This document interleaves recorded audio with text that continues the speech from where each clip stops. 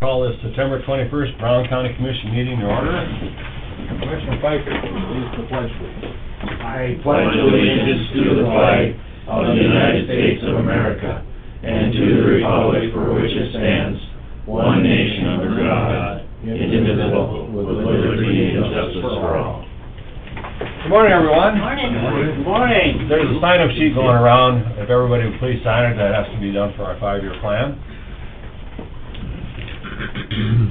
First item, we have approval of the agenda. Move. Second. Moved by Kempley, second by Pfeiffer, to approve the agenda. All in favor? Aye. Opposed? Motion carries. Next item, first reading ordinance 202. Ordinance 202 is a proposed rezone. Applicant Tom Barber and Seth Anderson looking to go from agricultural preservation district to mini ag. Legal description is lots 1 and 2, Barber subdivision of lot 2 and Barber second subdivision, and lot 1, Barber second subdivision in the southwest quarter of section 31, T124 north, R64 west of the 5th PM. Move it. Second. Got a motion by Kempley, second by Pfeiffer, to approve the first reading of ordinance 202. All in favor? Aye. Opposed? Motion carries. Next, we have Dan DeHaan, beef plant irrigation pivot request. Morning. Yes, good morning. Morning. I'm gonna give you a map. Hopefully I've printed enough, I don't know, but we'll see. Keep sending them. Keep sending them? Thank you.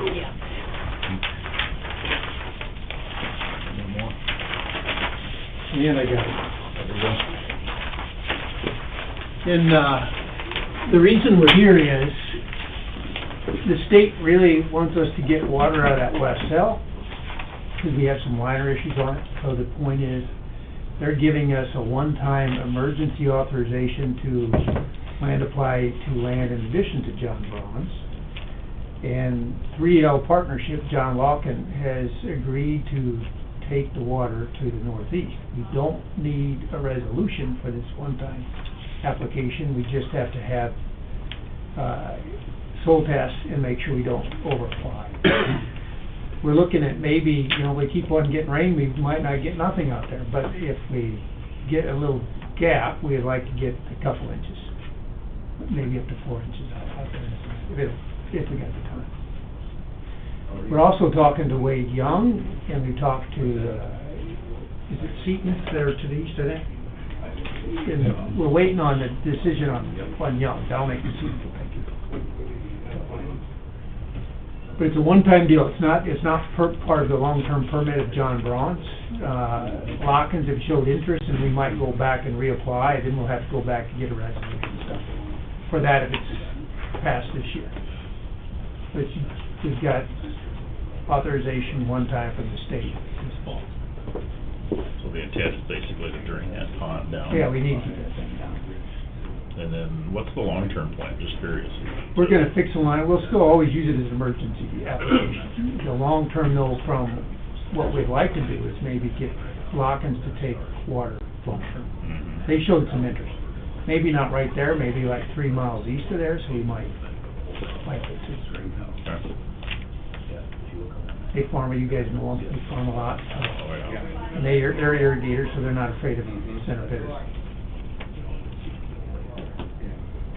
Under those circumstances, I'll move it. Second.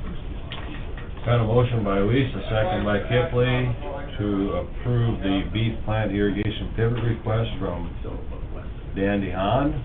All in favor? Aye. Opposed? Motion carries. One quick question, if we get Wade Young to do it, do I have to come back here another meeting, or is that kind of one to the south? I guess as long as, you said you got permission from the state. Right, I guess that's the key, as long as we know the state is permitting it. correct. I guess we would like to know when it happens. I mean. Well, I'll we just- come, if he agrees, I'll just come back to another meeting. Yeah, Just so that's you're aware, best. That that's way- probably the best way to do it. Everybody's on the same page. Yeah, Yeah. all right. Sounds Hey, good, thank you. thanks, Dan. Thank you. Yeah. Yeah, that,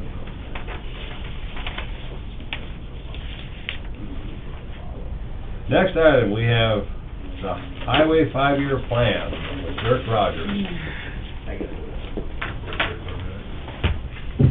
You're on time. Well, there's what, no deputies or sheriffs ahead of me, so that speeds things up. Ouch. All right, so you guys all got, you should have this little sheet.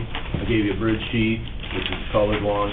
And then the map we're gonna refer to is that fancy map I drew with Sharpies up there on the wall, because I haven't got, eventually it'll look like the one here behind Drew, you know, but that's my own fault. I didn't get it done quick enough to get it over to Madison. So I'm gonna use this hand-drawn map, and then we'll get it made into these other ones. Anybody else? I got some sheets here. If anybody else wants this, we're gonna just follow through the, I might have given you two that are trimmed. You see that? Let's get it, yeah. Thank you. Yes, sir. Did your bridge fall in the creek down there yet? No. Still up and okay? Still up and okay. Yes. Did you grab one? No, I didn't grab one. I think we might talk about that bridge, but it won't be very pleasant for you.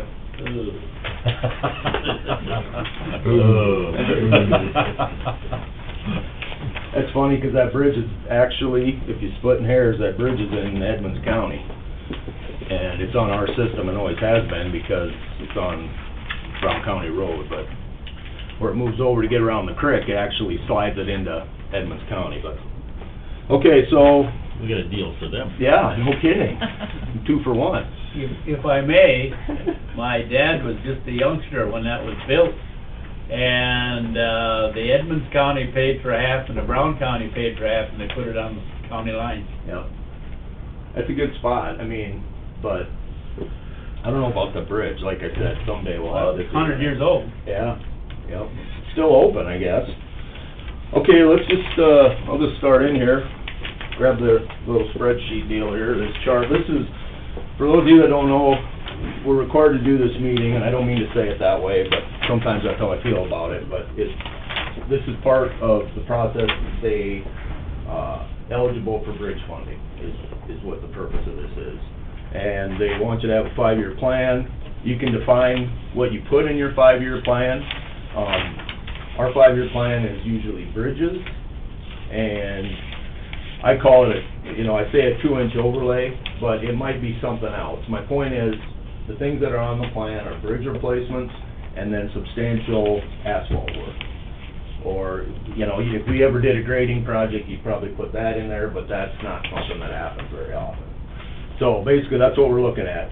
Substantial road surface work and bridge replacements are what's in this plan. So if we just start there with 2022, which is the pink, kind of magenta, I don't know what color that is, purple, fuchsia. Sounds good.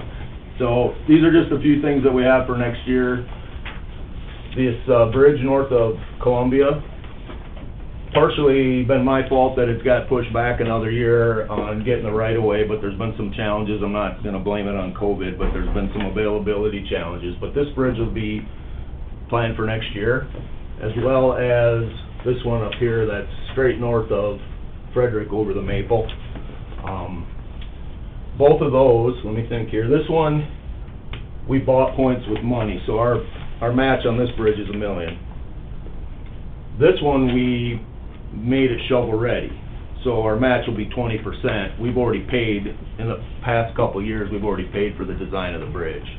So we went at them kind of differently. Those are both 2 ways you can get points in the big bridge program. Either present them as shovel-ready, where you pay for the, use local funds to pay for the design, or you add more match. I preferred to switch to paying for the design up front, because if something happens next year, and the last few years you guys have done a good job with budgeting, but if something happens, in this case, we're kind of obligated for that $1 million, because that's what we offered out as part of the grant, right? Up here, we're not obligated to anything, because we've already paid for the design of the bridge. So it's a little more conservative, a little, in my opinion, a little more secure way of going at it. Anyway, those 2 bridges will go next year.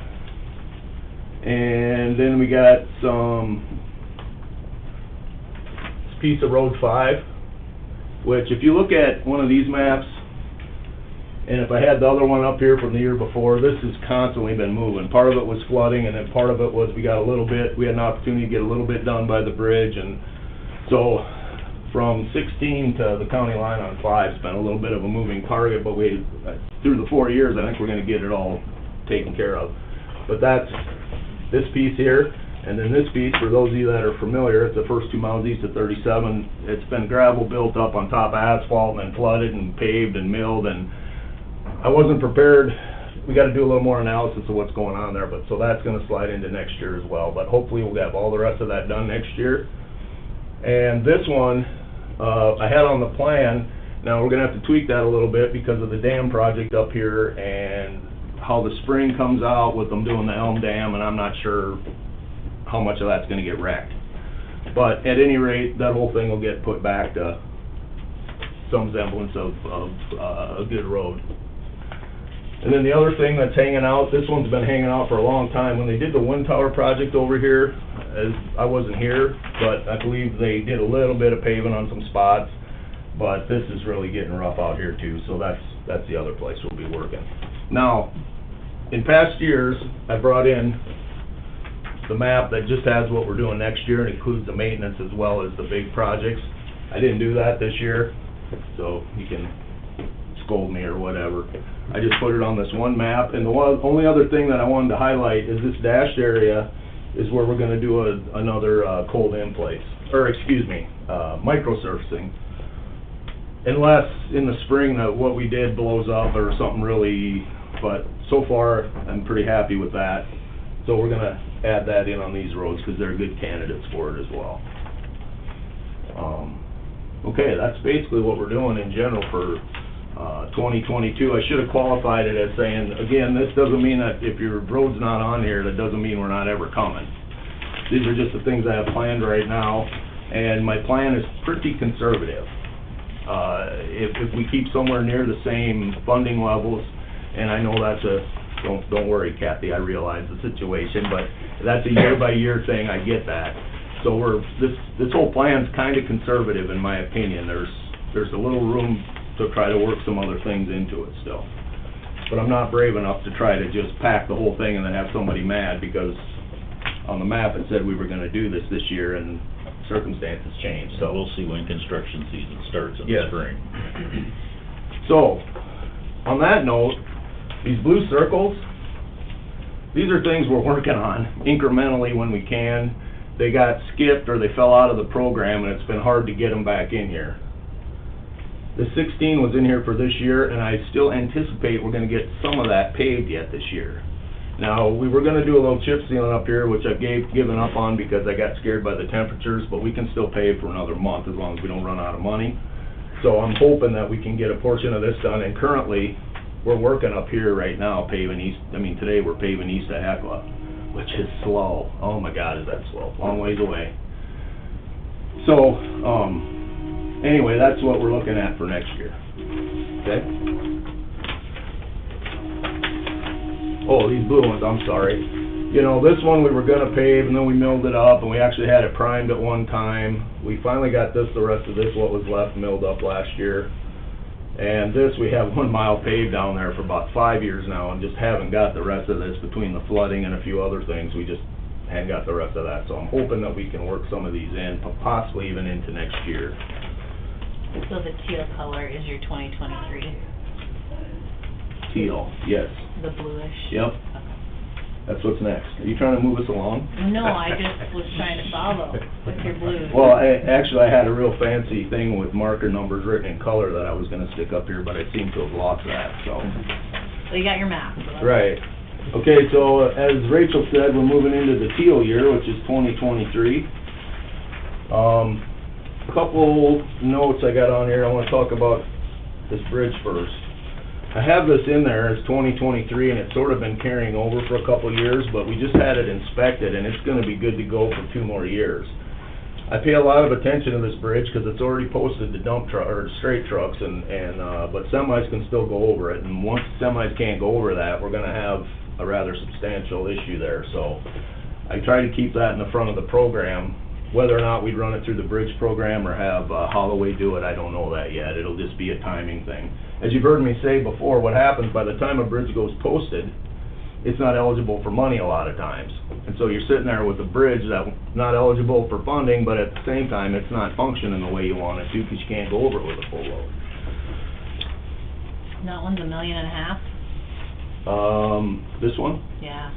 Yeah. Oh, It'll be $1.5 million if it goes through the bridge program, if we do it, of which we'll pay a percentage. If we do it ourselves, it'll be less than that. It'll probably be about $800, but we'll have to pay the warranty.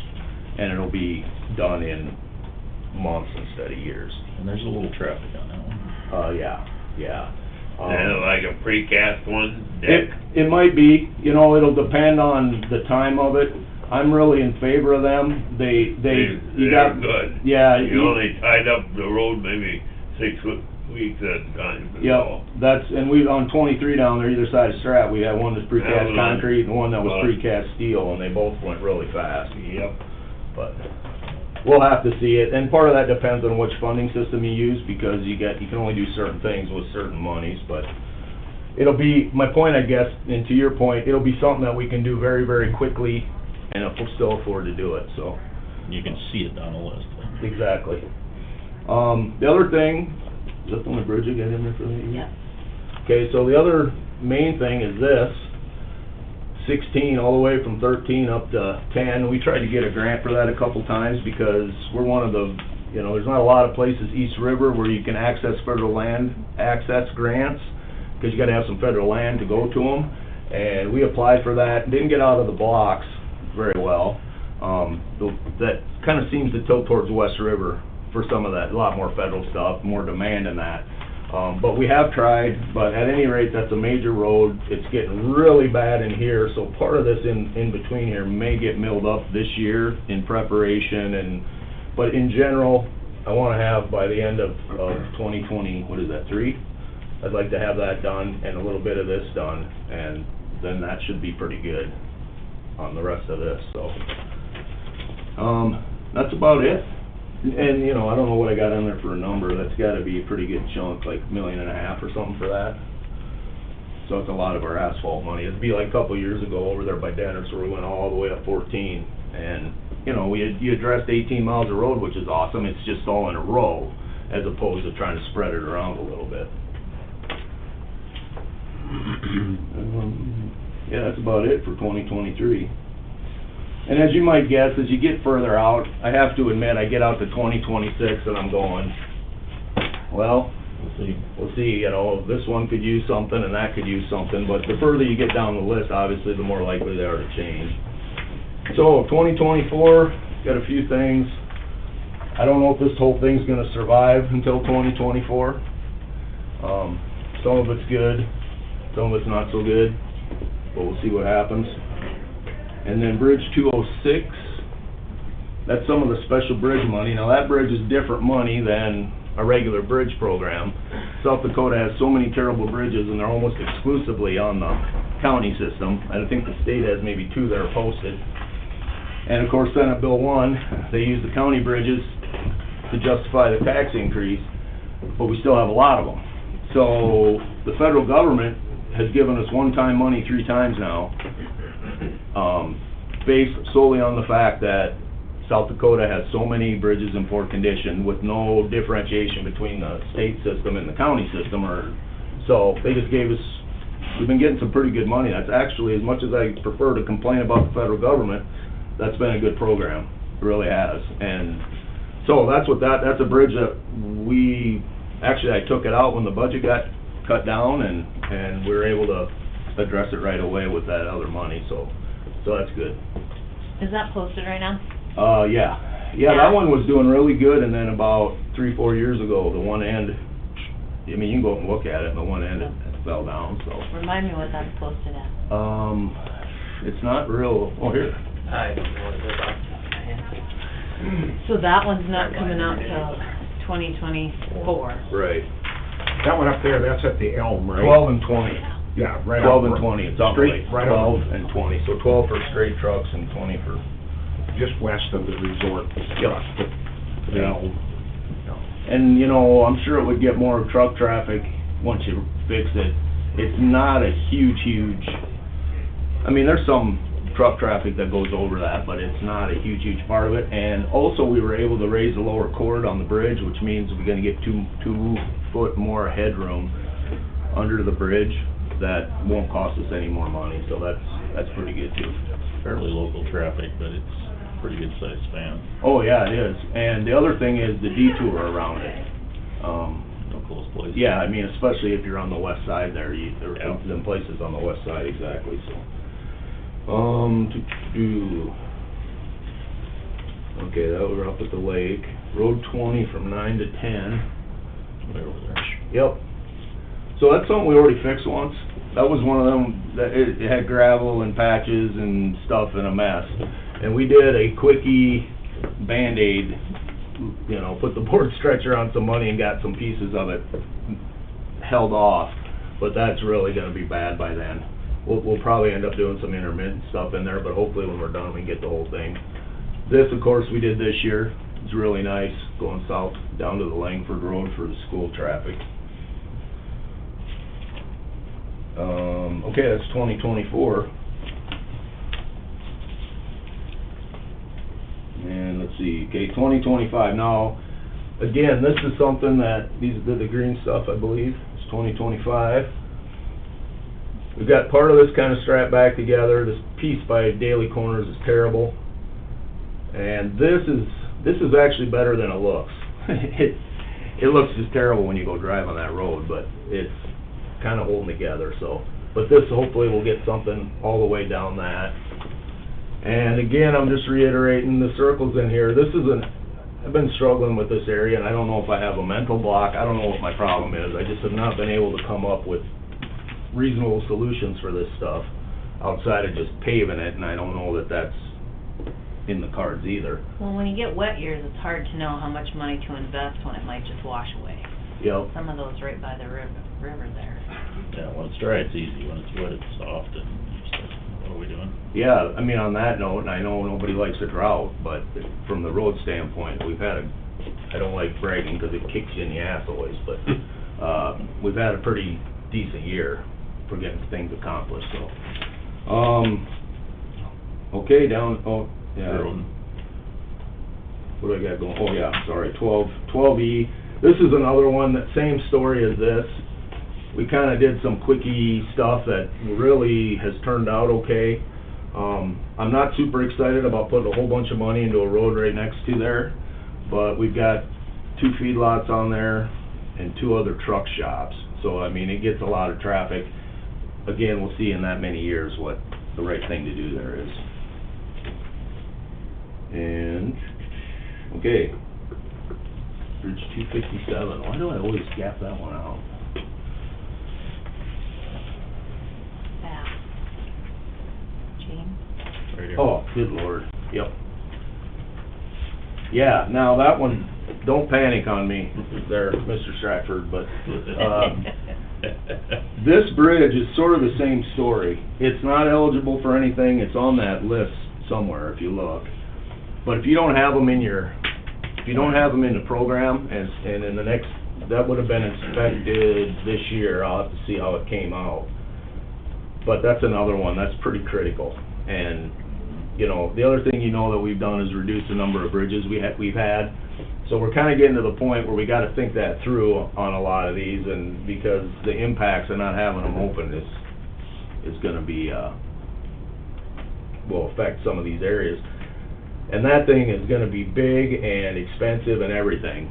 It's okay right now, I don't anticipate that there's any problems coming down the pipe, but I wanna have it in the plan so that we can react if we have to it. If it's not in there, I can't get any grants for it, so. And if it's dry, it makes it easier. Exactly. Okay. And I'll tell you, these are things I wanna do, but I don't know for sure in 2026 what we're gonna be looking at. This would be one spot I'd like to do. I don't know if it'll make it till then. And this is currently gravel, and the people that are paying attention to 18 aren't gonna be happy that I'm putting this in there for 2026, but we might be able to get back to it. it's currently gravel. This is 3 miles of that's currently gravel, and all of that's currently gravel, and those are all things that the original intent was not to turn them to gravel at that time. So, we'll see what happens. So anyway, that's the Cliff Notes version. I don't know, I'll take whatever questions or from commissioners or the general public. It's just a minute though before we get too far. I need everybody to sign up. We already did. He's got one for you. Did we? Do you want commissioners on that too? No. Good, thank you.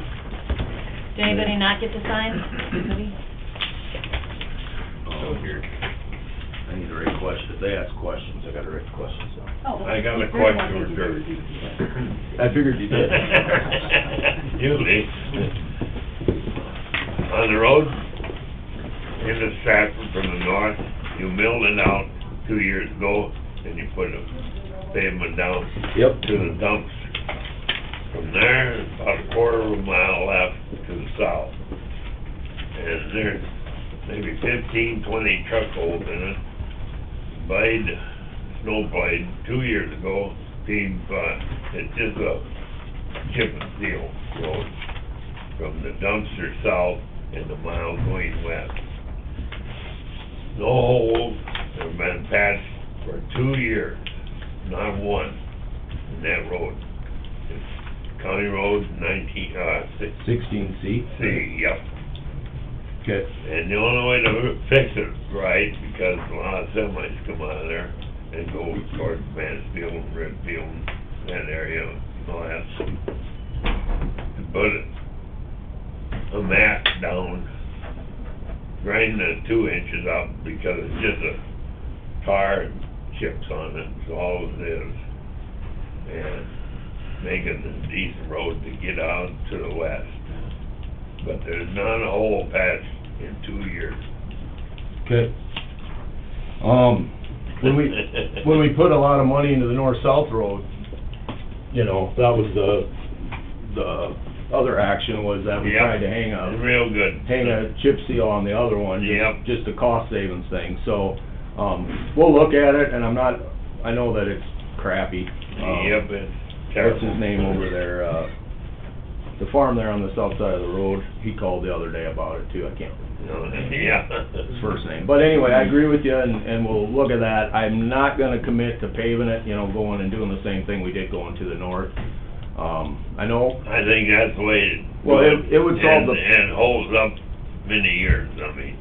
and see, my preference would be that we just posted that and forced all the traffic to go out to 23 to the north. Yeah.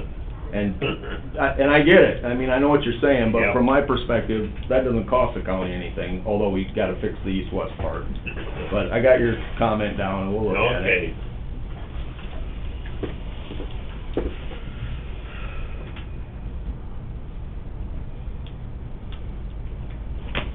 On Anybody else? the bridge up at the Elm Lake, is Yep. that one that's gonna be fairly fast? Is there gonna be any access, be able to get, when they're working on it, go back and forth? I doubt, the access thing, I really doubt. I mean, though, that program will have a dedicated detour, but we both know where that's either gonna be around on 2, or there's one township road on the east side, I think, that goes through, but,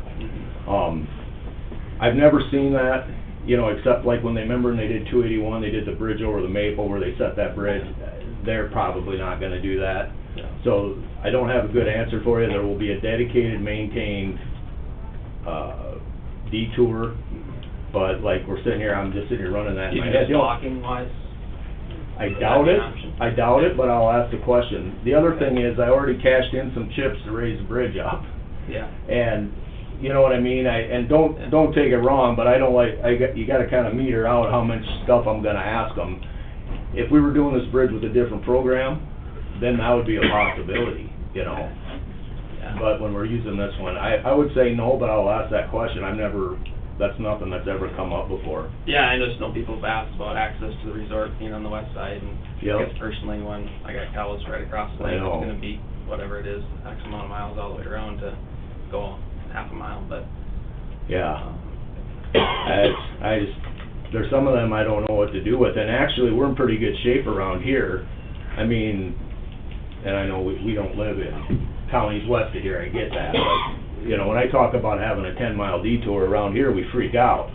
They talk about out there, and they're like, all right, it's only 10 miles, you know, so there's a little perspective difference there, but, as of right now, if you're making me answer the question about the time, my expectation is that will be a slow bridge, and the reason that I say that is originally when we were meeting up there on how to do it, I was trying to do it with precast stuff for two reasons: speed, and Road 3A is gonna get the crap beat out of it, and we have to go up there just to do a little more maintenance on that yet, whether the bridge was gonna happen or not. So we're probably gonna fix up 3A between now and the time the bridge happens, and then when the bridge happens, it's gonna get wrecked again, because in order to move it up, I don't wanna get into a whole bunch of stuff here and insult anybody's intelligence either, but if you're using precast beams, the longer the span is, okay, the deeper the beam's gotta be. And if you're trying to get it so that you can raise up and have more headroom between the water and your bottom beam, when you're trying to put a precast beam in there, and then then you gotta raise it up to make the headroom, but then the beam's gotta be longer, and pretty soon so I had to switch to having it be a poured in place, which means they'll form it up, and they'll come out there and they'll truck all the concrete in there, and I'll wince because that Road 3A is gonna get this pummeled. Yeah. But that will accommodate the extra headroom, a little more economical, but the trade-off is the time. Yeah. So I know none of those answers are what you wanted to hear, but that's what I know about it. Yeah. I know other people on the west side of, talking about emergency management type of stuff too. Yep.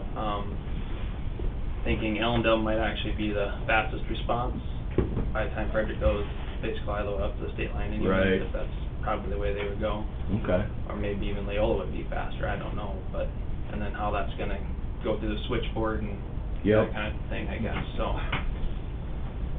Well, That was one concern, I guess, but it doesn't really have to deal with you, but. well, no, but that's something that we can help, facilitate. Along those lines, have you heard anything back on the south part? If they're thinking because the bids came in so low for the spillway, there might be extra to put that bridge back in, or is that nada? I haven't heard nothing, I guess. Dirk, have you? Now, when you're saying put the bridge back in, Because we were originally not gonna replace that bridge when they put the spillway in right here. that's not what you're talking about. Yeah, We're yeah, talking up about- north, but what I'm saying is, Oh. you would be able to get there faster, the Hecla Fire Department, if you, You or can't- does that not go through You that can't- 7? You can't get around. Yeah, I can't get That's around why that we're- side. The bridge goes to nowhere right now is the problem. Yeah, Okay. so. I didn't know if it connected to that, No. to 7. And actually, side note here, we'll just mention this quick. So, up here, here's a spillway. Everybody, that's a spillway. And we're looking at building a road over here. Am I getting this right? So 1, 2, must be here, On the line. and then over, I guess. Is that right? As a haul road. Well, I don't know if they might do that as part of the project for the haul road. Long-term, Right. that's what they're looking at, For instead of access. So putting you the can bridge go over in. and go south there? Yeah, You can't go north. It would come back down to Brown County 5. I see. Yeah. Right on the Kevin county- Barton had right on the expressed county concern line. about not having that bridge replaced, but if it doesn't go anywhere, why would that matter, I wonder? It doesn't. Matter of fact, in my opinion, It's access to the west side. it's so- the boat ramp is, west side. oh God, I got it turn my tongue. Currently. The estimates to put the boat, we were looking at putting the boat thing up here, Yeah, The east side. and, mixed response from the locals, but in my opinion, if they let the county go do it, we'd have it done this afternoon, but we don't do stuff the same way as other folks do. Game and Fish said that'd cost $300,000 to $500,000 to build the boat ramp up there, which, okay. And, so then, because of the amount of money they had there combined with they were 1.7 under the engineer's estimate, then School and Public Lands asked me about putting a road in here and what that would cost, which would cost less than a bridge, and you end up in the same spot. So, gotcha. and there's Still also... up in the air. Yeah, I'd say we've gone up and looked at it, it's certainly doable. The state would pay I mean, nothing's finalized, but the conversations I had, the state would pay for the whole thing. The contractor doing it might do some of it to have access, and then the county would finish it up and make it into a real road. And it would probably end up being a county road, I would assume. Well, good. Just what you want, Yeah. more miles? Well, yeah, but the other thing, despite everything that I bitch about when we're trying to add asphalt places, that thing's 4 miles from a gravel pit, and, you know, it's gravel. It's only gonna cost you a few $1,000s a month, And or a year. if you can trade that for a bridge. Yeah, which we probably, none of us would be here before that, you know, that was a good bridge from the WPA days. It wasn't gonna be bad for a long time, but I just couldn't see spending money on it when, I don't even think we need to do this road, but someone else wants us to do it and is gonna pay for it, I guess, whatever, but the gentleman from Elm Lake probably doesn't like me talking bad about Elm Lake. Not bad, but it's been fishing off the west side of the bank for the last 20 years. Better not screw that up. Yeah, true. Anything else? About striping this fall, on 23 going to paint. No, actually, we didn't have a striping program this year, nobody bid on it. And, I was Where able... you fill them 3-4 gaps between Fernie and Stratford. With Yeah. asphalt, nice mat and everything. Oh, that came out nice, but Oh, yeah, yeah. I wish we didn't get it done early enough. I did manage to scrape up enough for 14 miles of paint, or, you know, Yeah. I found a guy that had some paint, like everything else they're blaming on. You guys probably tried to buy steel or anything else lately, it's nuts, but, the paint was, nobody even bid on it, I can't believe it. So, Because it's bad in the wintertime, you can't tell where where the edge of the road is. yeah. Yeah. Yep. No, we'll probably have to just put up the signs here until next spring, 'cause I don't know if we can get enough cans of paint and paint it ourselves, but you try it. anyhow, drive a road in the wintertime, this black, boy, It's hard to see it. yep. Yep. One year I tried saving money by taking the white stripe off, just leave the center stripe, Yep, thinking that was more important. yep, And I would say in my unscientific analysis that it was, the response to not having the white edge lines out there was nuts on how people felt about that. I completely misjudged that. And then I got to looking, and I think it saved about 10 grand, which, don't get me wrong, I'm not in the business of throwing money away, but when we're talking about $150,000 a mile to pave something, yeah. and I saved $10,000 and pissed off half the population, it probably wasn't a good move, No, so. Well, you know. But that's Okay. what's up with the striping. Hopefully we'll get that back to normal, and I'm gonna try to set up another program, so when the state's program falls through, we still have an opportunity to do something. okay, thank you.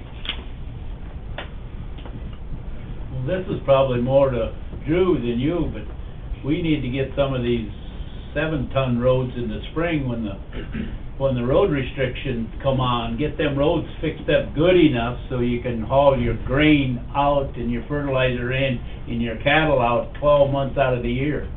We have a lot of problems where people zigzag around on county gravel roads, on our township roads with big loads in the spring when the frost is coming out, to skirt around basically the Warner Road 23, and it really is tough on our township roads. So the state has got to come in and fix some of these roads so you can drive on them 12 months out of the year. There's, you know, we've tried, well, going into Strat, you know, this is one that doesn't close year-round, it's always open, okay? You try to maintain one out of every Yeah. community. So, this one, you're fortunate. If you farm over here, you can get your stuff out year-round, no problem. 11's the same way now, that we got the bridge fixed. 11's open all the way to Columbia and back.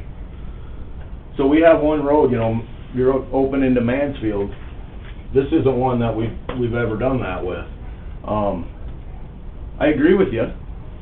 Yeah, I know it's not your problem. Well, it is to some extent, you know, the only comparison, and this is way out there, okay, but bear with me. In western North Dakota, they still have, whatever it is, Minuteman missiles or whatever they are, but they still have active silos up there and they still move the missiles around. North Dakota has a program that the state does through the federal government, and it's all wheeled together, but they have certain roads out there that are just, it's nuts. It's like 3 feet of gravel and it's all stabilized. It's just nuts for moving these missiles around, and those are regular roads on the county system where they come in and they just say, all right, we need this gravel road 7 here, so we're gonna pay, and they just completely turn it into this unbelievable monstrosity of a road, and then it's just part of the county system. Now, I know I'm getting way out there, but you know, I wouldn't be opposed if we could identify a few spots and then go whine to the state about getting some money for it or something, you know. But the thing is, Larry, in Brown County, and I'm a dumb city kid from Redfield, I don't know much about farming except from what you guys yell at me about. I don't know where those roads are always. I mean, you're just citing one example, and I agree with you, because what you're talking about happens all over the frickin' place. And I do a lot of this, because I know I didn't give that guy a permit. I know where he's going. He's gonna go over and beat up No Hope Township roads, right? So, I mean, I get it. We just tried to come up with a, you know, Hecla we don't have to worry about. It's on the state highway, so Hecla doesn't really have any roads up there that are not posted in the spring other than the gravel, you know. Except for going west. What's that? Except for going west, 5 west. 5 west. We gotta get permission in the spring to haul hogs out or... Yeah, I mean, 5 west is posted. Yeah. Yeah, that's what I'm saying. Nothing up here is open at all Right. in spring load limits. And nothing, let me think, nothing up by Frederick's open either, I don't Right. think, because well, the mile coming into town or whatever. Yeah. So, that's why we had such a ballyhoo when we closed 14 last year after 11 got opened up. And then 11 blew up, so we had to move 11 from 2 years from now and do it last year, or this year, you know, so.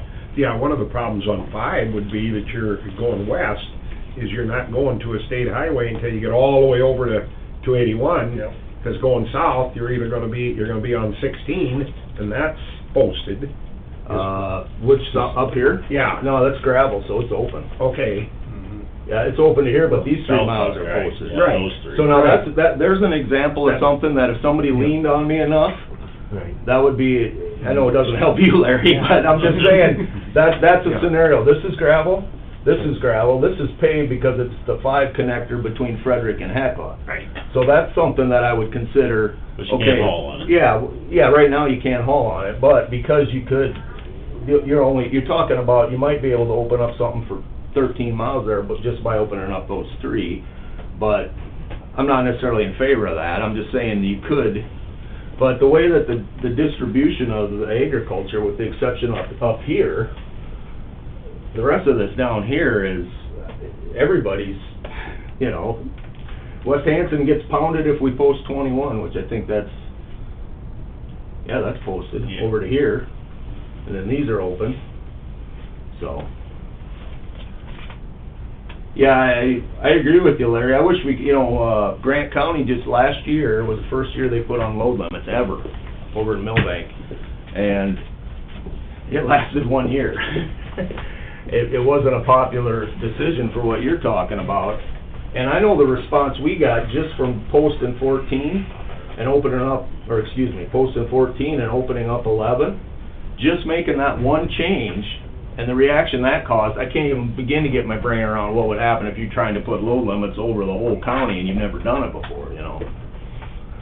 So, but that's a good point. My thing with that, Larry, is I always wanted to have a network, because I can sit here and show you, we can't afford them. You can't afford to keep it. No, I know that, but, so I would like to figure out, I don't know how you would come to the right spots, but figure out which handful of roads you could add in addition to the ones that we have, one going into every town that would help people there, but I don't know.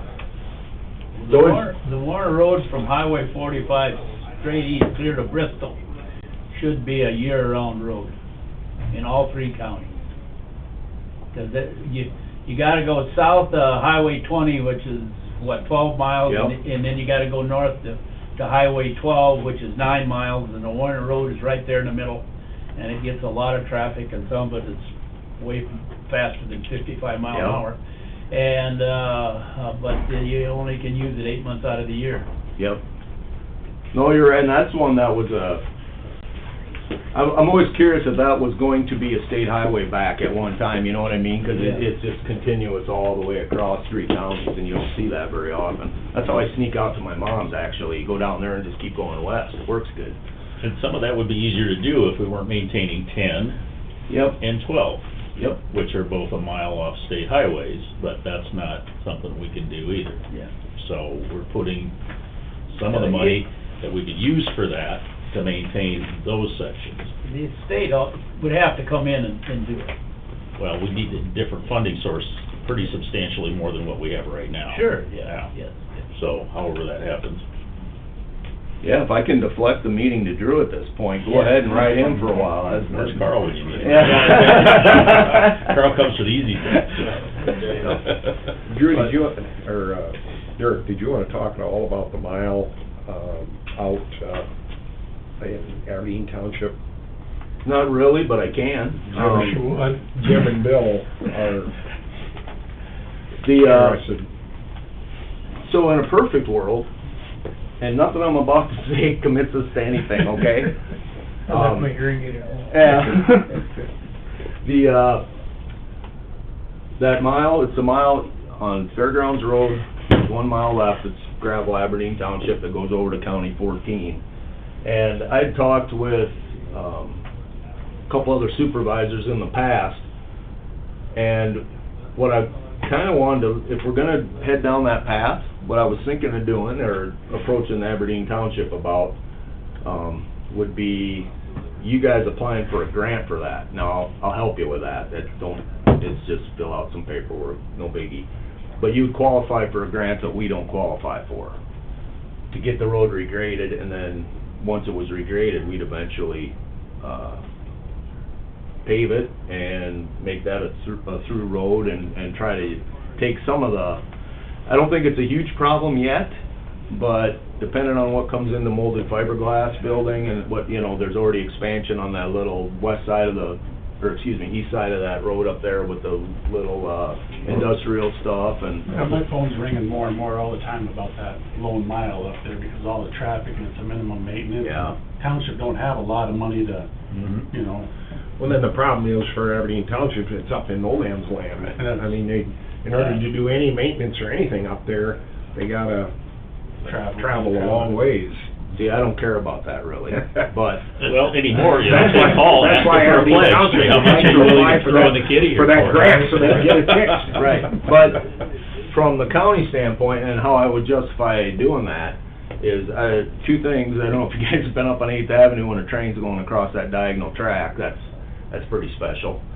And so people, not that you'd have a lot of warning, but at least if you got in the habit of just avoiding 8th Avenue, you know, because a lot of people come down and to Roosevelt, that would be one thing. And then operating around in front of the bean plant, not that we've had a lot of trouble there, but that is a pretty consistent traffic flow there. So if there's any, you know what I mean, if there's not, I'm not talking the trucks now, I'm just talking the traveling public. Keep them kind of away from Roosevelt intersection and Provide an option. yeah, so, and if we get some cooperation from you guys, and if we can get a grant, and if, but, Show me the paperwork. yeah. There's some low places in there too. Yep, I mean, it needs to be built up with some drainage and stuff done, you know, but yep. it can happen. Oh, yeah. At a bridge. Yeah, throwing a bunch of pipe, bunch of big pipe. Who are your township, who's actually township guys on the board? Are you two? That culvert program, have you heard anything about that? No. I've seen some stuff about it, but haven't really got into it much. Okay, This one? yeah. Okay, we're not gonna start into that right now. Just the way that the law, Brown County has never followed that law correctly. It's been to the benefit of the townships, and that's okay. So what's gonna end up happening here, like say you called me and said, hey, we got a 5-footer that we need replaced. The process to do that is now different. And there'll be another layer of paperwork, again, like what Jim just said, I'm gonna bring you something and go, here, you guys want to apply to fix, because those are all your pipe, regardless of the size, okay? And we haven't always done it that way in Brown County, but this new law is gonna basically, define that a little better. So the townships, if you got one of those big pipe, it's bigger than, 16, so whatever that is, 5 footers and up, and it needs to be replaced, normally you'd call us and go, hey, this thing's messed up, we go up and look at it, yep, we better fix it, and we all get on with our life, and then we may or may not charge you the $500 if, I don't know. So, what'll happen now, if you call me in that same scenario, I'm going, okay, I'm gonna bring you up a form, and you need to apply to the county, and then we'll have access to another pool of money to use specifically for those pipes, that's on top of everything else, and that's something new that just came through the legislature last year. First thing we have to do is an inventory. Some counties, they're getting the township involved in the inventory. By the time I round up all 44 of you guys out in the 44 townships, we're gonna have the inventory done ourselves, we already know where they are. What we'll probably do is send you a copy of it and make sure that, hey, are we missing any of them? And it'll just be the big ones we're talking about, but we have to go through some hoops here in order to get that money. But when we do get it, it'll be specifically for big pipe on the township roads, so. Instead of sending the paperwork to you, and you're like, what the heck is all the rest of this stuff? We're already pretty well managing and keeping track of it anyway, but there's a whole program, and, you know, you can thank Dirk if you want or not. But instead of having to go through all of this stuff, he's doing it to make sure that we can access that money for you guys when you get it. So, on Snake Creek, which is the overflow of Maya, Right. you've taken out 3 bridges and you put in, 4 of them big 6-foot culverts you've been talking about in tandem. Yep. And of course, that bridge we were talking about by my place earlier, that's what'll happen there, I would assume. Was the township then responsible for them down the line when you got 4 of them in a row on a creek like that? No, if they're positioned, here you go, I'm gonna cite statute, but if they're positioned in a way that they're no further apart than the largest, or excuse me, the small, oh God, here we go. So, let's say you put in 4 5-footers, okay? Yep, that's what you got. So there's 4 5-footers in there. Those 5-footers have to be 2.5, no more than 2.5 feet between them, okay? And I'm guessing, if I remember right, at the time we did that, those are probably still positioned that way. Yep. So they're yes, still, they are. so there's still a bridge, that's still considered a bridge. A bridge is a bridge, all right, we all don't know what a bridge looks like, except when I take you out and show you some stuff of a bridge that's actually a culvert, you'd really be happy, but in South Dakota, if it's over 20 feet long, it's a bridge, okay? And that includes bridges as well as culverts that are positioned, like I said. You can have a whole bunch of 18-inch culverts in there, and if they're no more than 9 inches apart, and it's 20 foot long from the outside of the one to the outside of the other one, that's a bridge. And, so until, now I've heard this because I've been to a bunch of township meetings, because we've been doing this for 4 years, trying to get this funding thing squared away. And a lot of counties do exactly what you're saying. They go out there and they're like, all right, we'll tear out this 20-foot bridge, we'll put in 2 6-footers and then go over here 10 feet and throw in a 4-footer, and all 3 of them are township pipe now. They're not a bridge anymore, so now it's a township. And that happens. Exactly what you're saying happens all the time. There's no way in hell I would do that, because, I mean, we're being pretty friendly today, but I've been at meetings where it hasn't been so friendly, and that's just not, I think that's kind of dirty cool. It's to the county's benefit, obviously. But, so no, that doesn't happen. If we did do that, I would tell you, but that's not something that I've ever been I would rather just tear the whole thing out and take the bridge off the inventory and just go deal with the pipe ourselves than actually dump it on the township. Same reason that I've never made a habit of trying to get, Russ Padall, when he was the superintendent, he had a whole list of roads that, and not that I don't agree with him, a lot of county roads that he thought should have been township roads. But to start heading down that path and dumping stuff back on the township when you're probably the only entity that's worse funded than the counties are, that just doesn't make any sense to me. And I'm not super excited about adding a mile of road, except in this case of this particular mile, I can actually look at it and go, hey, we're gonna take a lot of traffic, or potential to take some traffic off some other spots, so. Am I talking in circles enough that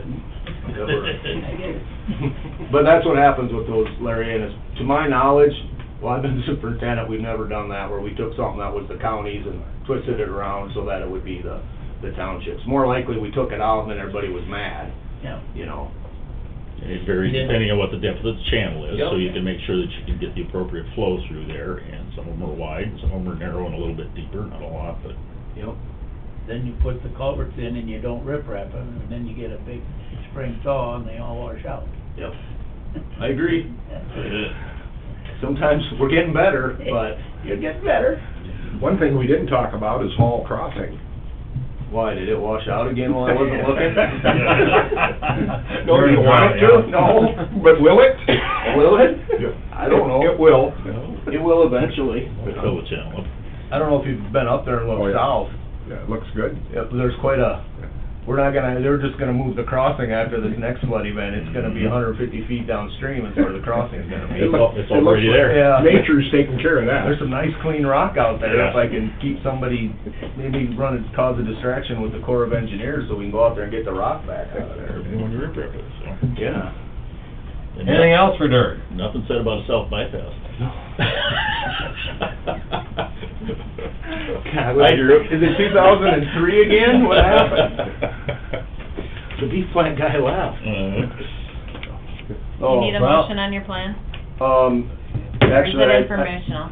No, what I'll have to do is there's a certification that I didn't bring up here, I'll get it up here next week, saying that you just, We that accepted. you the- accept as a plan. Yeah, so a motion for that would be. Yeah, that would be fine, I just don't have it, I forgot it, or else it's laying out Is there. that a motion? You want it this week? Yeah, I would like, Move well, it. Second. thank you. We got a motion from Kipling, a second from Weiss, to approve the 5-year plan that Dirk has presented. All in favor? Aye. Opposed? Motion carries. Thanks everyone for coming. Your input's important, and we appreciate what you do out there too, so. Keep talking. Don't throw rocks. Only at Dirk. That's all right. Next, they wanna stay. That's included in my job description. No. Well, I better get this dressed one of these mornings. Thank you, Mr. Schultz. You're welcome, welcome, good to see you. Same here. Show your roommate hello from me. Okay, which one? The pretty one. Okay. What's he doing? 2-minute break. 2-minute break, I guess. Dirk. What did I do? Oh, you want it?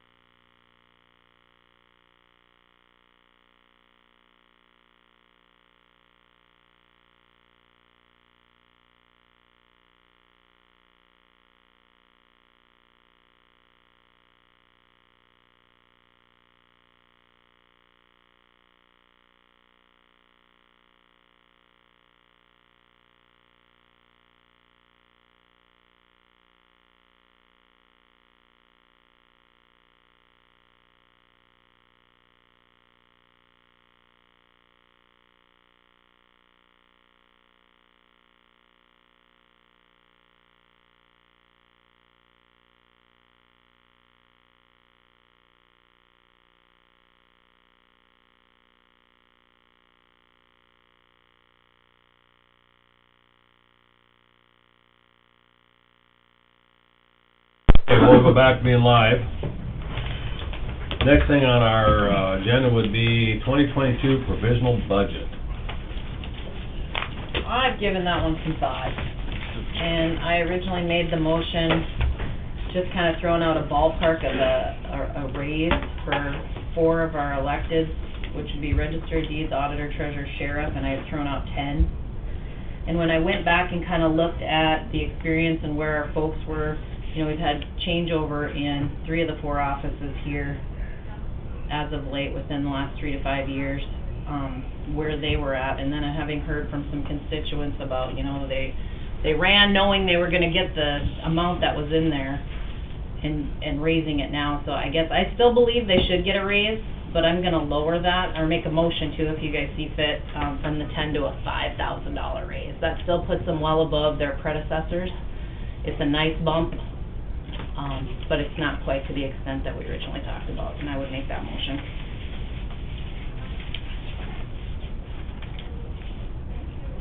That puts them around that 62, 63. Yeah, what does that bring that total to? That would bring them from roughly the 56,600 up to, we'll add 5 on that, is that 51,600, or 61,600? So they'd be over 60, and Carol, Maxine, and Sheila left at 59. And they were all, I think they've been in there since 72, 76, and 87 respectively with the county. So I think we're still above where they left, but it's not as huge a jump, obviously. And then that would put our sheriff, with the 13,000 that he gets for dispatch, would be at 93,000, which would be a 5,000 increase from the 88. 90, what did you say? 93,418. He was at 88,418. With those, that kind of puts us a little more in line with some of our, I don't know what you want to call them, light counties. Probably not as high, but we're close to a lot of them. There wasn't a lot of them 62.5, but the thing you gotta look at, I don't know if some of them auditors and treasurers were there 20 years, or if they've been there 2 years.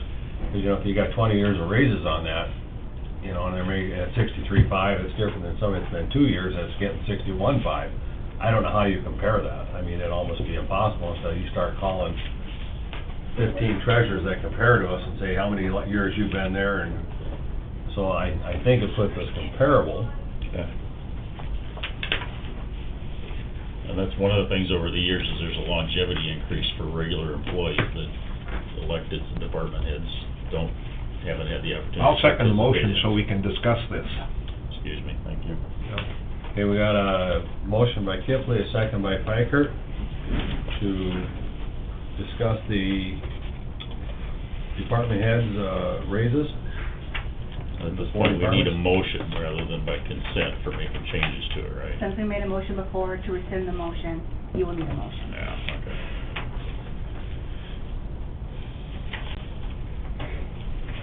Well, I think the biggest concern I've got about giving the bigger raise is that the sustainability of it. I mean, county's been very, very fortunate with the COVID monies that have come in, and I just, you know, we gave the highway department a good bump, and because of the COVID monies, and I just think that maybe it's more of a realistic approach. We can add more to it next year if we see that, you know, that there's what the budget looks like, and work from there.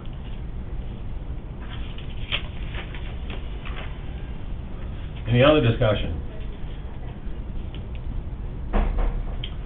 We have a motion and a second. All in favor? Aye. Opposed? Motion carries.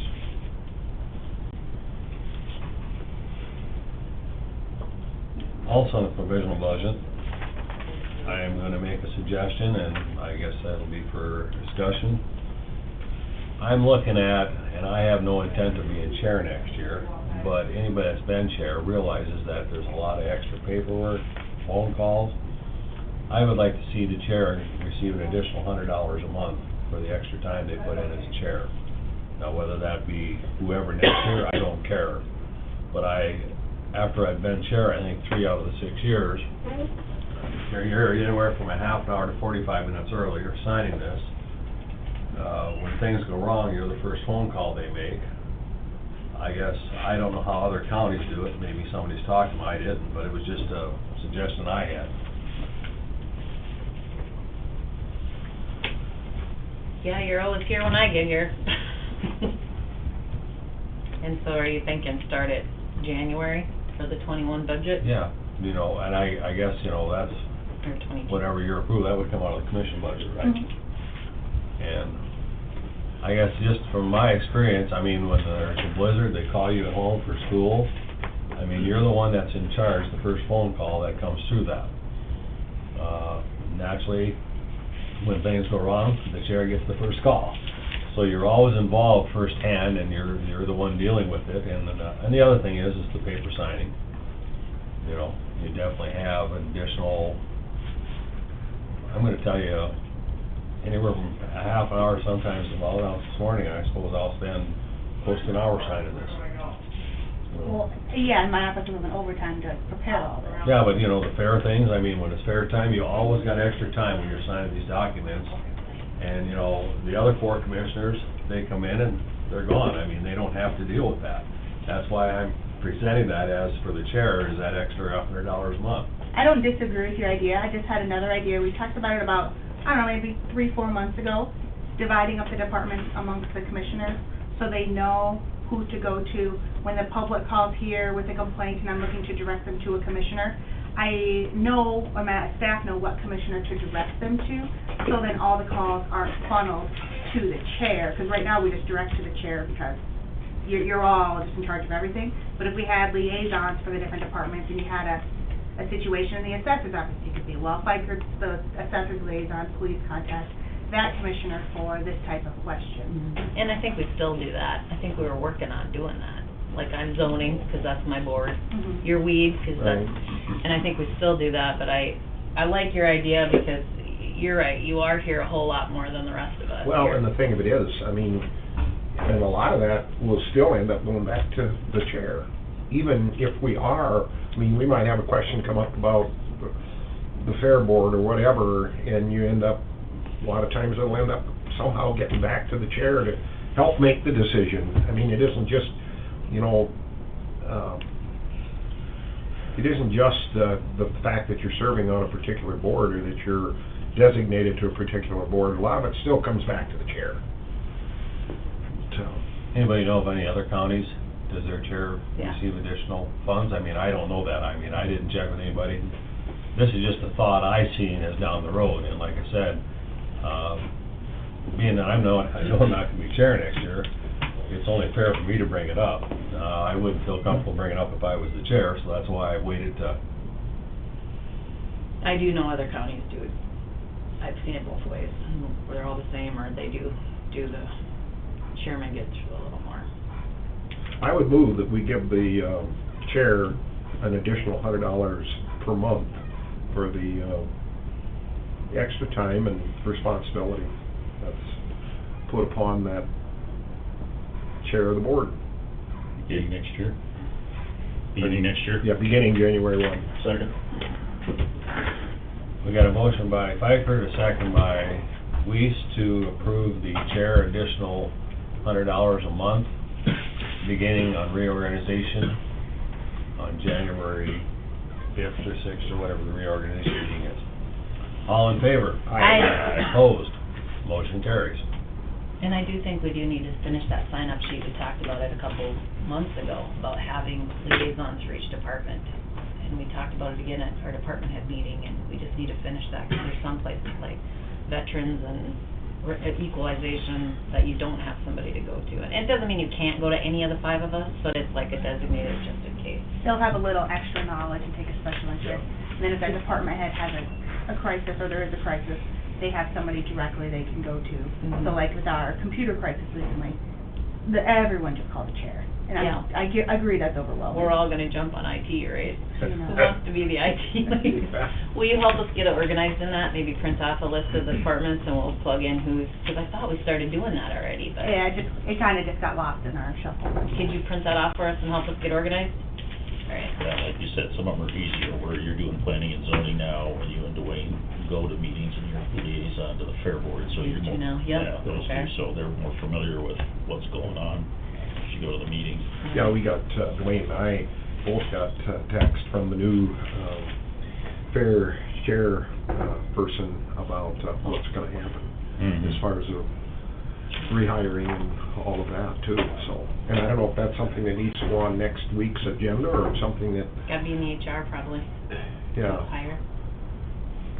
And if, what Well, we have I- done as far as making a decision as to whether we're gonna move on now and try to combine those two positions, or, I mean, when do we discuss that? Get Eric in Do we here. put it on the agenda and talk about it? or- Well, I think, first of all, you don't necessarily have to go to HR. I think basically, as a commission, we have to determine if we're gonna advertise at this point. I think at this point, we just need to decide on how we're gonna advertise as a commission. I don't think HR is gonna tell us how we're gonna do that. I guess that's a commission, so I think we put it on the agenda for next Tuesday and say, are we gonna continue down as a dual position or a single position, or how we're gonna do it? So I think we put it on the agenda for next Tuesday. Yeah, we should review the job description in the meantime to decide, like you said, if that's the direction we wanna go, so. The discussion of a fair manager. Yeah, fair manager, fairgrounds. Just so it's fresh, if you have a chance, have Erica resend that to us, so we can all review that before the meeting. We advertised the last time, so we won't make any changes.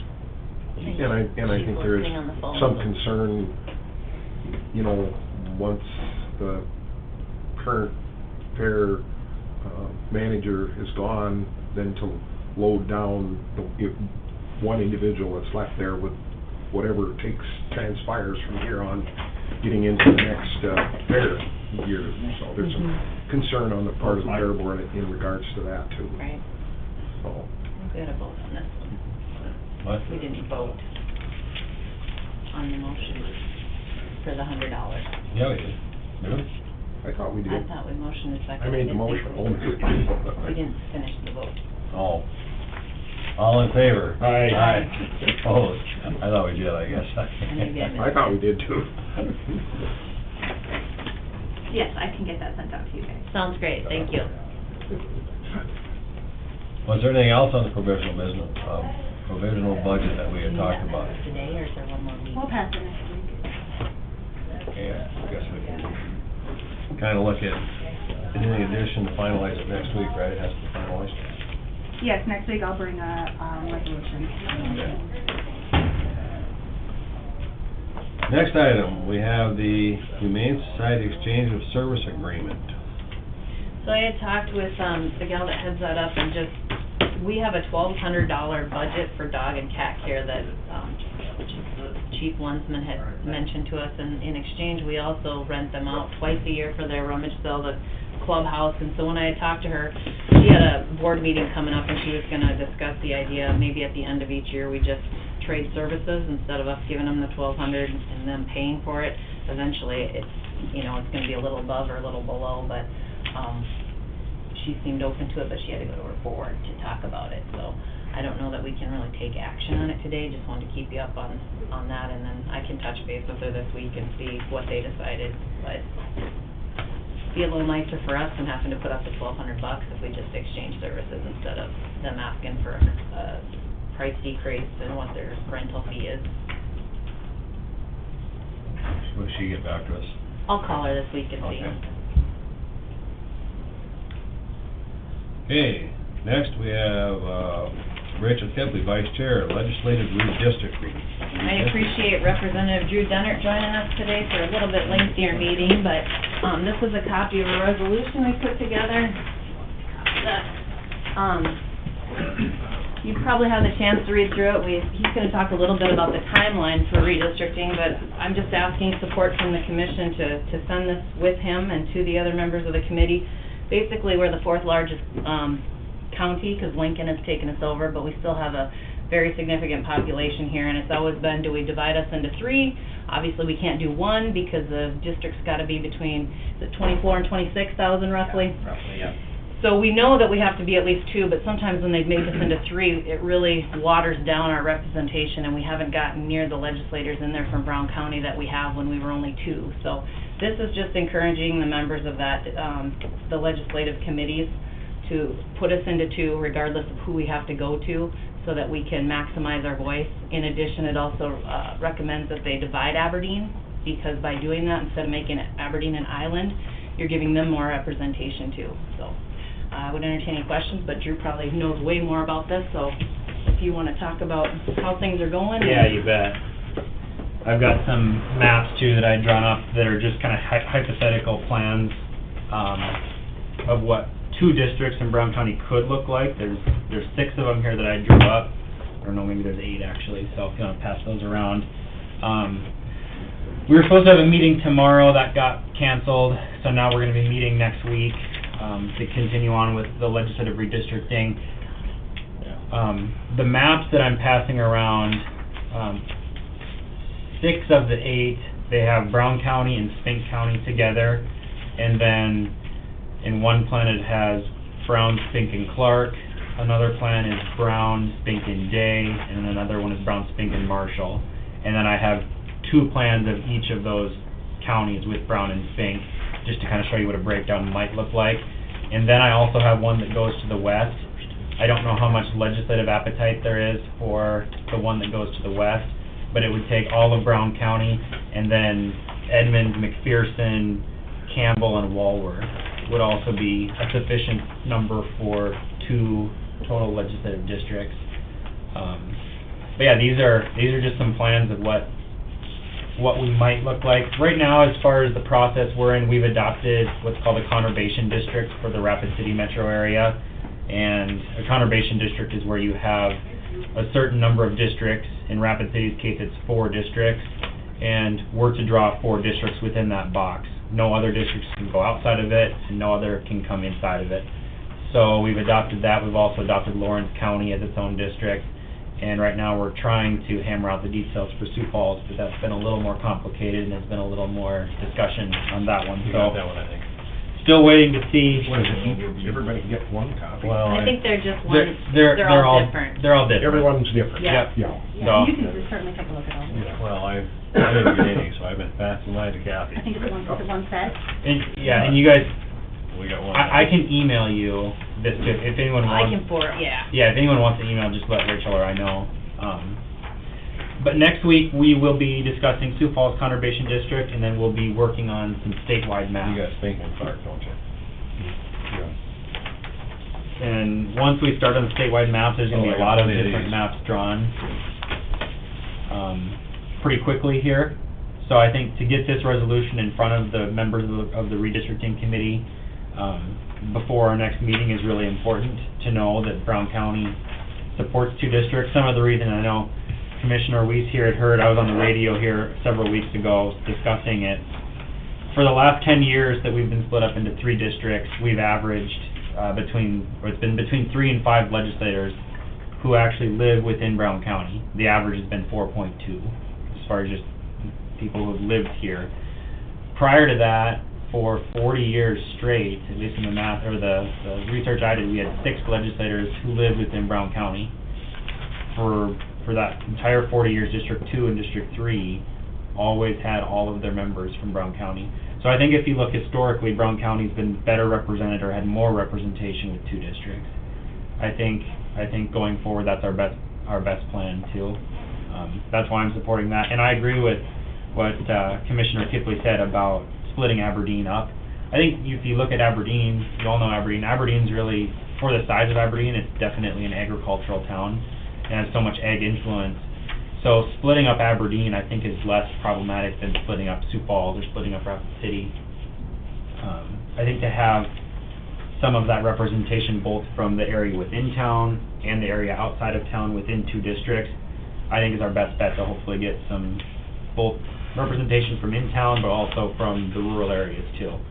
So I fully support what's being presented here, and I think the draft is really good.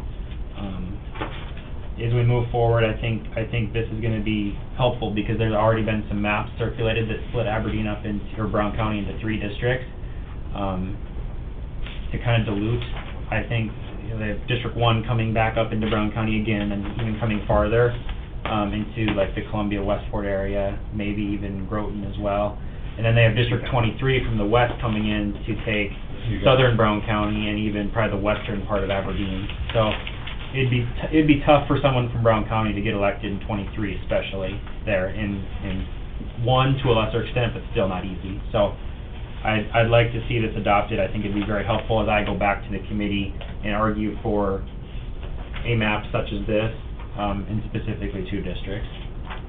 In one of the sample maps, a legislator from Watertown has Cottington divided in half, but yet they have Aberdeen as an island. So if it's good for them being from that, why is it okay for us to be an island? It just totally is, in my mind, it's diluting our representation there, so appreciate all your work on this. And I would offer this as a motion to pass this resolution if the commission sees fit. Second. We've got a motion from Kipley, a second from, I believe the wife was first, Weiss, for a resolution for support of redistricting effort. All in favor? Aye. Opposed? Motion carries. I appreciate the example, the more condensed they can be, you know, as opposed to running all the way to the river, as, you know Right. well yourself. Makes more sense, but there's other moving pieces around it, that, you know, that need to fit. But, no, I appreciate your efforts, and you did a wonderful job explaining, you know, both the history and the thought process going on, and there's lots of different interests. Thank you. But I think, you know, we've enjoyed pretty good representation. The thing that, you know, continues to move is the fact that, you know, even though we are fortunate enough to have, you know, some consistent growth, it nowhere comes close to the growth of Sioux Falls and Rapid City and a few other places, and that continues to squeeze down, you know, our representation, which means we gotta have a broader scope in order to keep our numbers at pace with those increases, so. Yeah, it's gonna be tough for the areas outside of Sioux Falls and Rapid City to fight for the rural interests or the smaller town interests. Yeah, you don't have to get much smaller than us, and it's an Yeah. awful lot of geography to, unless you start counting prairie dogs. Is there any one of these in particular that you kind of lean toward? Any one of these? So I did draw all those myself, just as an example. I would lean against the ones that go all the way to the river. I just brought that as an option, really. I would probably, if I were to tell you my thoughts, I would probably pick Brown, Spink, and Clark, because that would keep most of the existing District 2 together. Really, the feedback I've got about current day District 2 is that Brown County should not be with Hamlin County, which I would tend to agree with. Now, when they drew Brown County last time, I think, Dennis, and you'll probably know this better than I will since you were there, but I believe Brown County area was drawn towards the very end. So there were less options, and that's why Hamlin, or part of why Hamlin was in with Brown. I would just assume see that change, but yet to try to keep District 2, I mean, historically, District 2 was just Brown and Spink. Right. Prior to that, then it was Clark and Hamlin, so maybe if we try to go in the middle and just take Clark too. The deviation's a little bit more. We can go plus or minus 5%.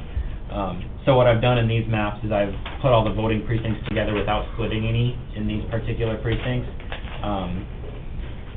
And that's another important consideration. We're less than 5%, but Brown, Spink, and Clark would be the highest deviation without crossing that 5% number. So that would be the thing. Now the only issue with Roughly what was it for that green district?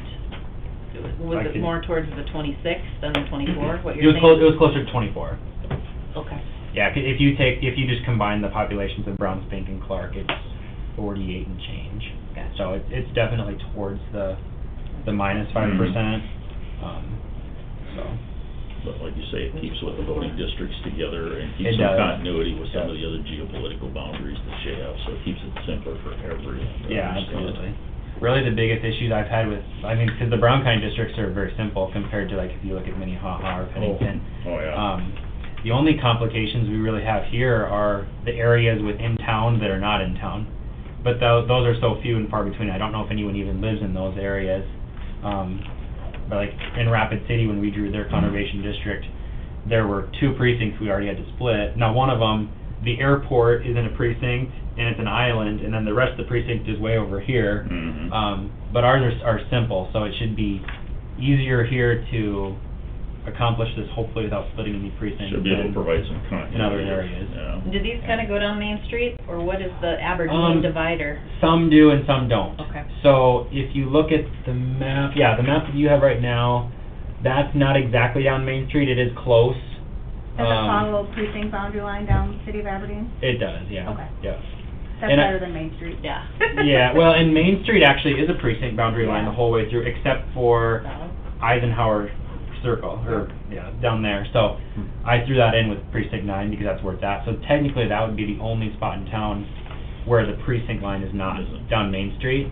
But yeah, several of those maps do cut Aberdeen in half right down Main Street, and then some others come in and grab precinct, I want to say it's precinct 10, which does come east of Main Street. But for the most part, I'm relatively close to Main Street, but not at all different.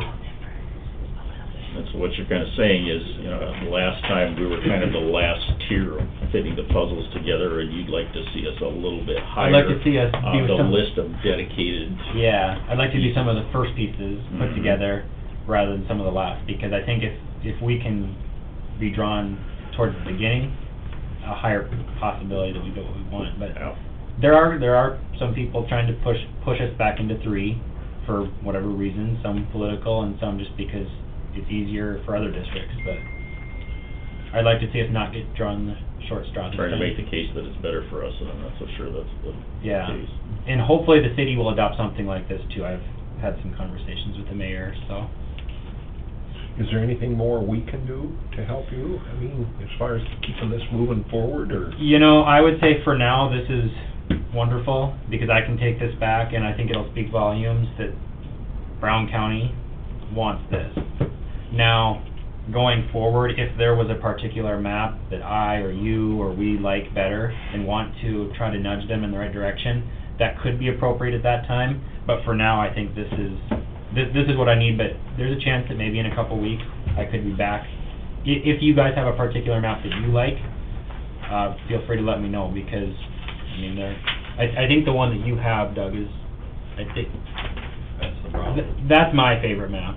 I would agree. What's the population roughly split on the west side where Main Street goes through, where you'd have in Aberdeen the population difference? Obviously, the west side would be heavier Aberdeen population. So, let me figure that out. And you maybe don't have it down to specific Well, I can. Aberdeen So if population. I were to draw just the city of Aberdeen, okay, and I'll show this so you guys can see in there. So if I were to draw, let's say District 3 is all east of Main Street, is that what you're saying? Yeah. So if we go east of Main Street, and I need to What is it, roughly 26,700 or something in? They bumped us to 28 in Aberdeen. Oh, they did go to Yep. 28. We I'm just grew. curious, We grew. if That's a two-thirds split of that population It would is. be in District. So if you split it down Main Street, that puts pretty much exactly 20,000 people east of Main Street and only 8,300 west of Main Street. Oh, really? Now, in several of these maps, I did come and I grabbed like precinct, I think 10, which would make the breakdown 18,000 to almost 10,000. So it's definitely going to have, most of these maps would have Aberdeen cut like 2/3 and 1/3. That's just kind of a rule of thumb, roughly. Splitting it right down the middle is tough for population, just the way the precincts lie. But I kind of like that Main Street, just because you can say if you're west of Main Street, you're in 2, and if you're east, you're in 3. But as far as getting the deviation correct with the Brown, Spink, and Clark map, I believe I had to give the Groton precinct to 3, and then precinct 9, which is the area south and west of Northern, to District 2. So just for deviation, I did have to not exactly follow Main Street, but it did split Aberdeen slightly more even that way too. Good. Well, Yeah, keep in touch, let us know. move if you forward need and see what it looks like. Yeah, and at some point, if I could get a signed copy, just so, oh, it's done already. Yeah, so can I just email it to you? that'd be awesome. Just send it to my state email. Where do you find time to farm? Yeah, there's little times during the day, so, right after this, I guess, so. But I appreciate your help. You bet, thank you. Thank you Have a great for everything you do. Thanks Yeah, for being absolutely. patient. Good luck with the sale tomorrow. Yeah, thank you, I appreciate that. Thanks, guys. Thank you. Next item, Derek Rogers, Highway Superintendent, right of way and Webb Water and Northern Electric. You're late. Long presentation earlier today. The Webb Water one is already done, and that was actually an emergency, is right at Nahon, 21 and 14 there. So they called, and Kendall gave them permission to do it, because they had a water main right there. But this is the document for it. It's just right at the intersection of 14 and 9 at Alan Walter's place there at Nahon. I'll move it right there. Second. Moved by Fikert, second by Weiss, to approve the right-of-way for Webb Water in an emergency case. Gotta have water. All in favor? Aye. Opposed? Motion carries. The other one's electrical service for REA on Road 5 up here between 383, just west of the slough, between 383 and 384 out here on 5. Just electrical service gonna get bored into the south side of the road there. Move. Second. Moved by Weiss, second by Fikert, to approve the right-of-way for Northern Electric to bore under the road. All in favor? Aye. Opposed? Motion carries. I don't have too much of a project update. We're scrambling a little bit, and I'd hoped to chip seal. We're paving, like I said earlier, we're paving out here right now. Let's see, we're gonna end up, we're doing these 2 miles right now. Okay, that's way over on, 5, clear over on the west side, or east side of Eckla. Yeah, this last mile is the most expensive mile in the county to work on right there.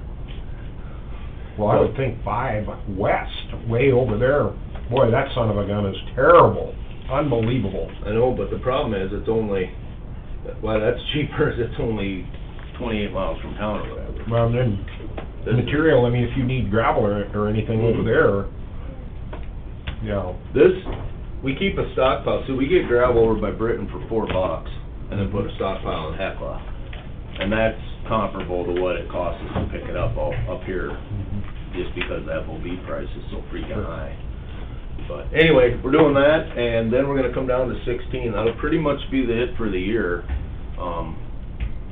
I got too nervous about chip sealing this, so we'll probably just fog seal it and go back up there next year, but I don't, it's supposed to be 70 in Horizon when you're chip sealing, and I think the high is about 70 now, and it just sounds like me ending up on the 6 o'clock news with a bunch of tar on everything, so.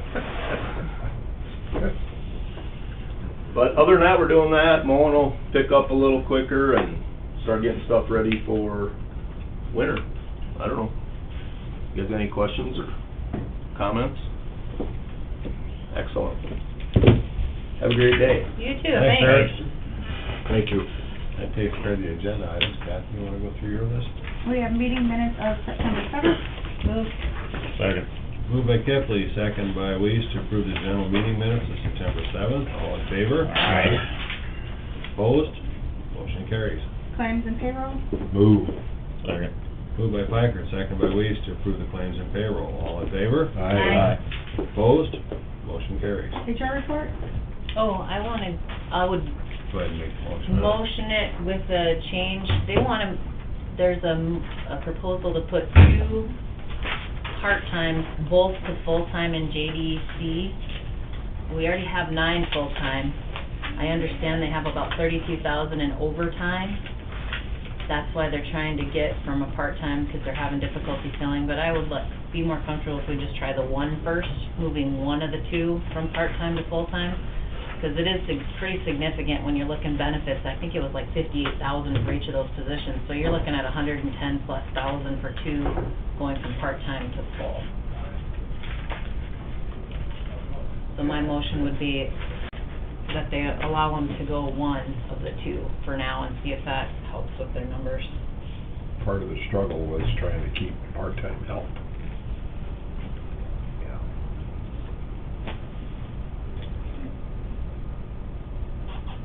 We have a motion from Kipley to revise the HR report to authorize one full-time, So you're looking to replace one part-time JDC correctional officer with one full-time JDC correctional Yeah, officer? they requested two, right? 2 for 2, and you want 1 for 1? Yeah.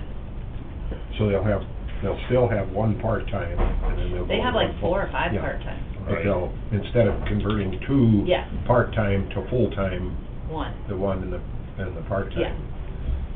Run it that way for a few months. They aren't gonna have an additional full-time and still have all of their part-time that they had before. Correct. So They'll- we're transitioning one part-time to full-time. Right.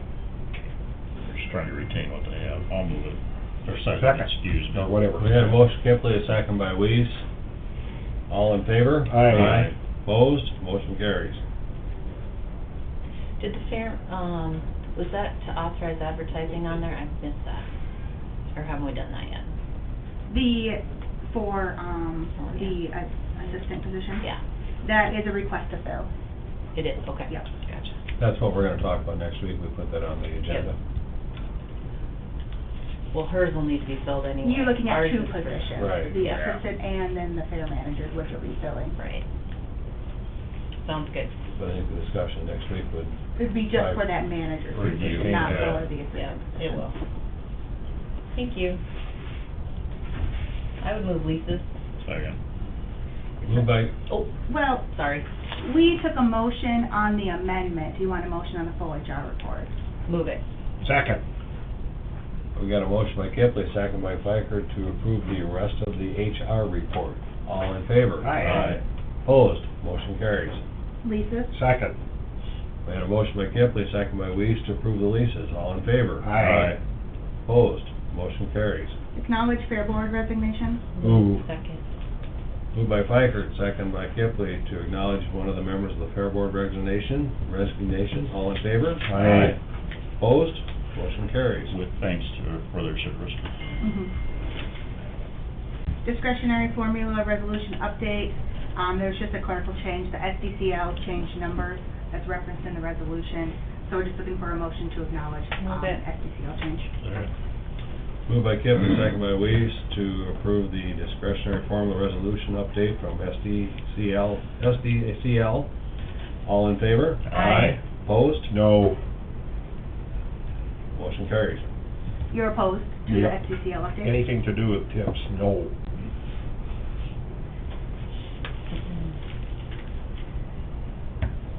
Suck the money right out of the county. Claim assignments. Yeah, claim assignments. Move. Second.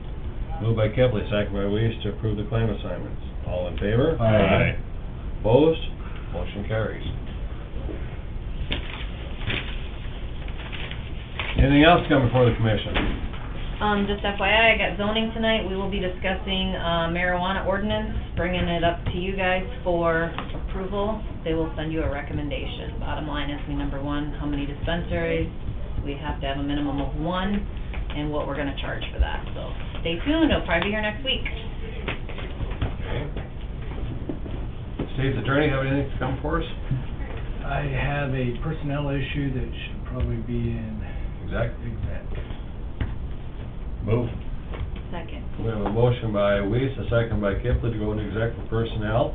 All in favor? Aye. Opposed? We are in exec. We are out of exec, no action as a result. Anything else come before the commission? I would entertain a motion to adjourn. Move. Second. Moved by Piker, second by Kipley to adjourn. All in favor? Aye. Opposed? We are adjourned.